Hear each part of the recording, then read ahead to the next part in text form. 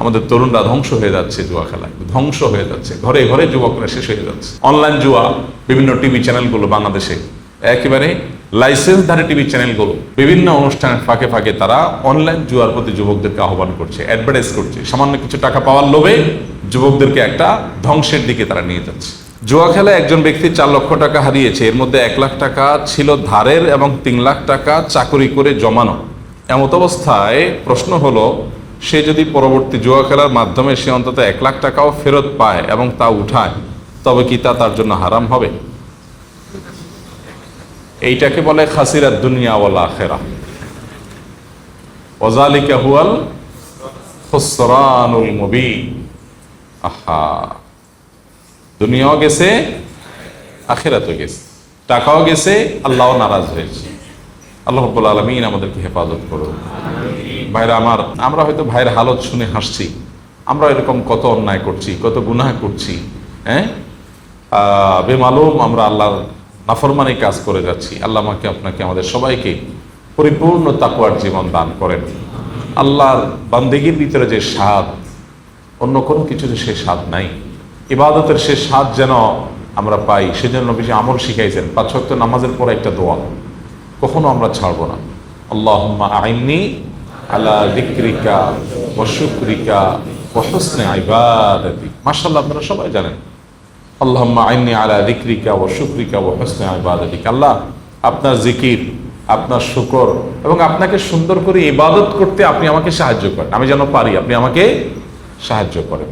আল্লাহর কাছে চেয়ে নিতে হয়, আল্লাহর কাছে চেয়ে নিতে হয়, আল্লাহ হুসনুল ইবাদা যেন আমি করি। আমাদের ইবাদতের সৌন্দর্য নাই, নামাজ পড়ি সুন্দর না, রুকু সিজদা দিচ্ছি, উঠবস করছি, জাস্ট মানে কিছু ফর্মাল ডিউটি পালন করছি। সূরা ফাতিহা না পড়লে নয়, অন্য সূরা না মিলাইলে নয়, রুকুতে না গেলে নয়, দায় সাচ্ছি। ইবাদতকে ভেতর থেকে এনজয় করে তৃপ্তির সাথে, মহব্বতের সাথে, আল্লাহর ভালোবাসার সাথে আল্লাহকে রুকু পেশ করছি না। একজন পদস্থ বড় কোনো মন্ত্রী, মিনিস্টার, প্রেসিডেন্ট, প্রধানমন্ত্রী, কোনো পাওয়ারফুল মানুষ, তাকে যদি একটু রেসপেক্ট করতে পারি, আমাদের কাছে একটু হলেও ভালো লাগা কাজ করে। বিশেষ করে যদি ভালো মানুষ হয়, তখন ভালো লাগা কাজ করে। একটা ভালো মানুষকে রেসপেক্ট করতে পারছি, আহকামুল হাকিমিন আল্লাহ রাব্বুল আলামিনের সামনে রুকু করতে পারছি, সিজদা দিতে পারছি, মহব্বতের সাথে তার পবিত্রতা জ্ঞাপন করতে পারছি। এর মাধ্যমে আমার আখিরাত বিল্ড হচ্ছে, আল্লাহর সাথে সম্পর্ক গভীর হচ্ছে। কত ভালো লাগার জিনিস। কিন্তু না, শয়তান আমাদেরকে ভুলায় রাখে। ভুলানোটা শয়তানের কাজ। ওমা আনসানি ইল্লা শয়তান, শয়তান ছাড়া কেউ ভুলায় না। ভুলানোর কাজটা করে কে? শয়তানে। এই জন্য শয়তানের সাথে আমাদের ফাইট কিন্তু সারা জীবনের ভাই, সারাক্ষণ শয়তানের সাথে ফাইট। কোরআনে আল্লাহ তাআলা বারবার শয়তানকে পরিচয় করিয়ে দিয়েছেন আদুউম মুবিন বলে। কি বলে? আদুউম মুবিন মানে কি? প্রকাশ্য শত্রু। দেখছেন কখনো? আমরা কখনো দেখলাম না। আল্লাহ বলেন কি? প্রকাশ্য শত্রু। আরে ভাই, যে শত্রু কোনোদিন দেখলামই না, দেখার কোনো স্কোপও নাই, তাকে আল্লাহ বলছেন কি?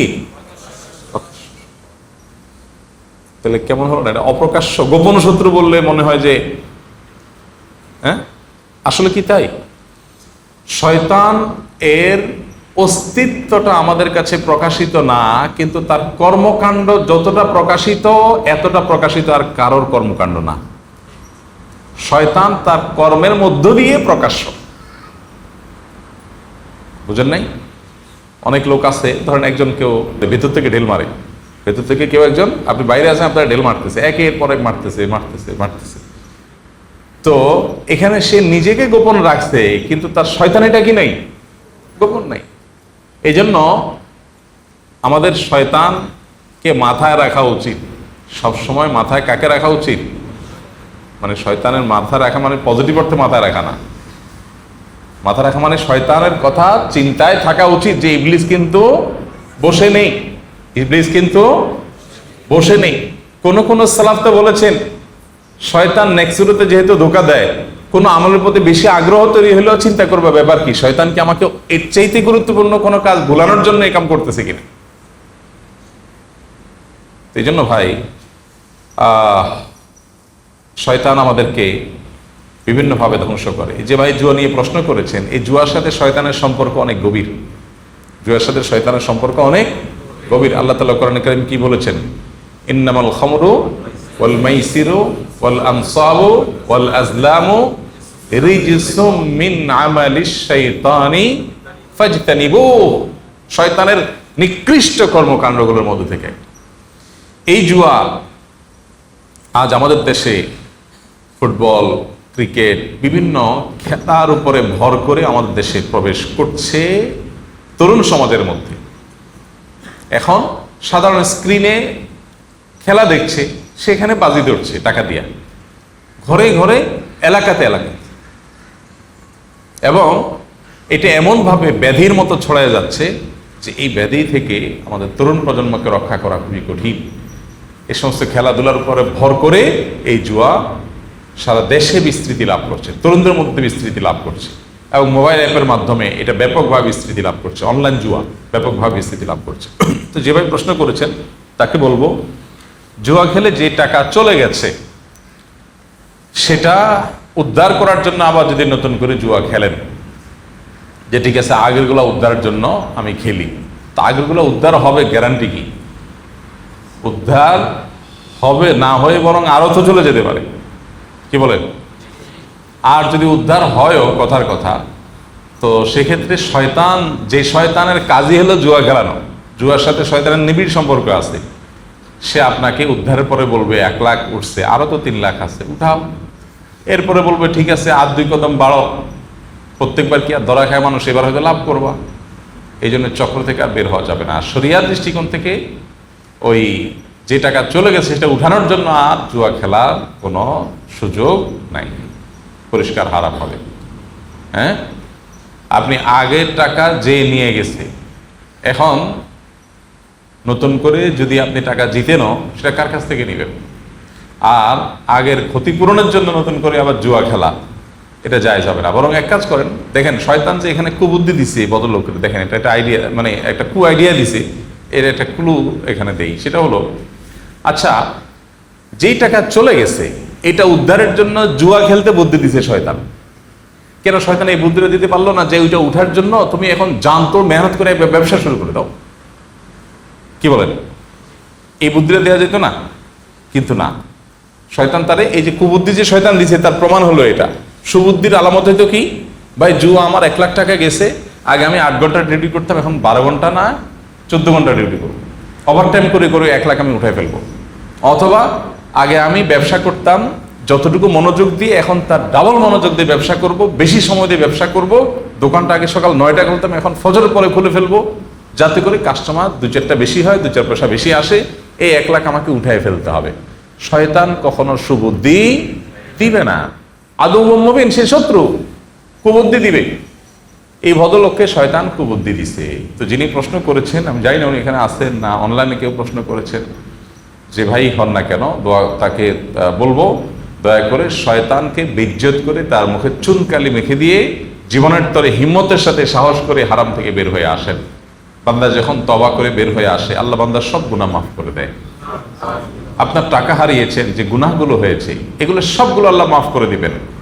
ইন্নাল্লাহা ইয়াগফিরুয যুনুবা জামিআ লা তাকনাতু মির রাহমাতিল্লাহ, ইন্নাল্লাহা ইয়াগফিরুয যুনুবা জামিআ। আল্লাহর রহমত থেকে নিরাশ হবেন, আল্লাহ সব গুনাহ মাফ করে দিবেন, আল্লাহ ওয়াদা করেছে। আল্লাহ আমাদেরকে গুনাহ থেকে বের হয়ে আসার তৌফিক দান করুন। তওবা করার হিম্মত সবাই হয় না ভাইরা আমার।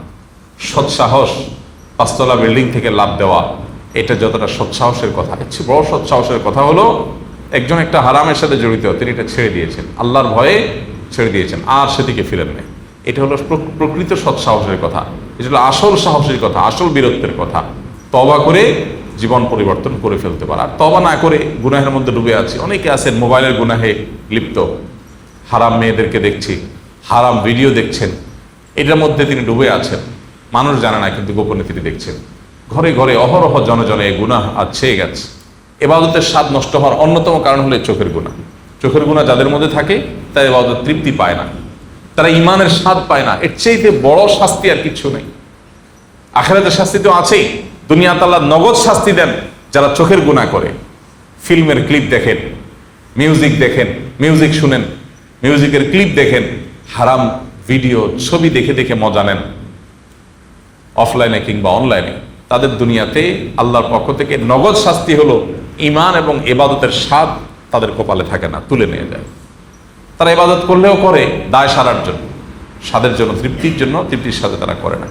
এই জন্য জুয়া সহ সমস্ত হারাম থেকে আল্লাহ আমাদের বের হয়ে আসার তৌফিক দান করুন। আমাদের তরুণরা ধ্বংস হয়ে যাচ্ছে জুয়া খেলায়, ধ্বংস হয়ে যাচ্ছে, ঘরে ঘরে যুবকরা শেষ হয়ে যাচ্ছে। অনলাইন জুয়া, বিভিন্ন টিভি চ্যানেলগুলো বাংলাদেশে একেবারে লাইসেন্সধারী টিভি চ্যানেলগুলো বিভিন্ন অনুষ্ঠানের ফাঁকে ফাঁকে তারা অনলাইন জুয়ার প্রতি যুবকদেরকে আহ্বান করছে, অ্যাডভার্টাইজ করছে। সামান্য কিছু টাকা পাওয়ার লোভে যুবকদেরকে একটা ধ্বংসের দিকে তারা নিয়ে যাচ্ছে। তো এগুলোর জন্য সংশ্লিষ্ট কর্তৃপক্ষের কড়া নির্দেশনা দরকার, পদক্ষেপ দরকার, যাতে করে যুবকরা এই সমস্ত বকে যাওয়ার হাত থেকে রক্ষা পায়। আসুন্নাহ ফাউন্ডেশন, উম্মার স্বার্থে সুন্নাহর সাথে।